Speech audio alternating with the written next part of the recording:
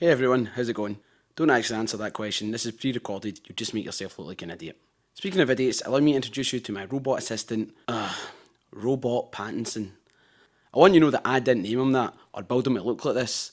Someone was selling a cheap robot assistant on Gumtree, and when I met the guy, he was wearing a Twilight t-shirt and, well, he had this weird limp like someone who'd injured his wee man trying to have sex with a robot, right? I don't know. The guy was a bit creepy, and Robot Pattinson here is really creepy, but I was in need of a robot assistant and the price was right, so I just don't ask any questions about his past and I try and get on with it like there's nothing weird going on here. I'd appreciate it if you'd do the same. Anyway, say hi to the people, Robot. Well, hello there, boys and girls. I'm Robot Pattinson.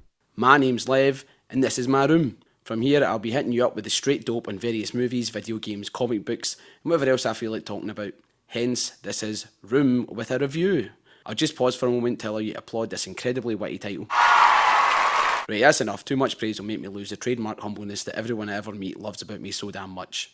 Today I want to talk to you about The Wolverine, which I'm scoring a solid 3.75 out of 5.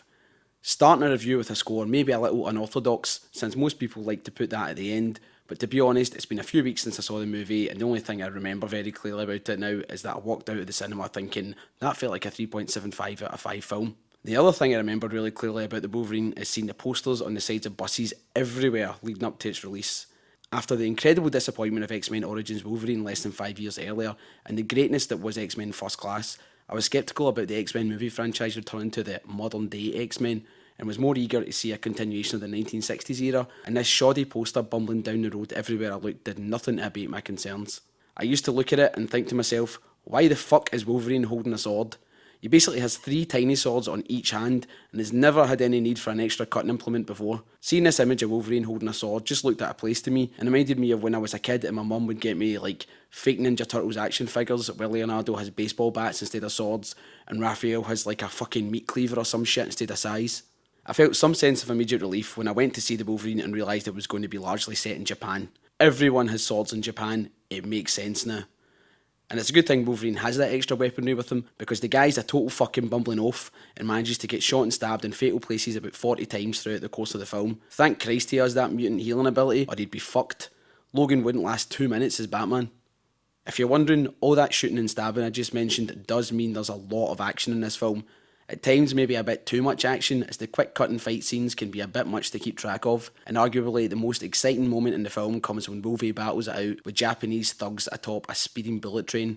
These scenes, built largely around Wolverine and his opponents trying to jump and duck to avoid various obstacles, can come off a bit like someone just played a quick time event in a PS2 game and decided to make a film about it, but the speed of things keeps it interesting. Overall, the Wolverine was pretty tight. It was definitely better than X-Men Origins Wolverine, but the other day my girlfriend stood in a bee and it stung her on the toe and it made her toe look a bit bigger, like something at a Ludacris music video, and Wolverine wasn't as good as that. Once again, I rate the Wolverine 3.75 out of 5, and I rate my girlfriend getting stung in the toe B out of Hive. Was his name Toby? Eh? I said, was his name Toby? Was whose name Toby? The bee. I'm saying his name could be Toby, because he is a bee and he stung your girlfriend on the toe.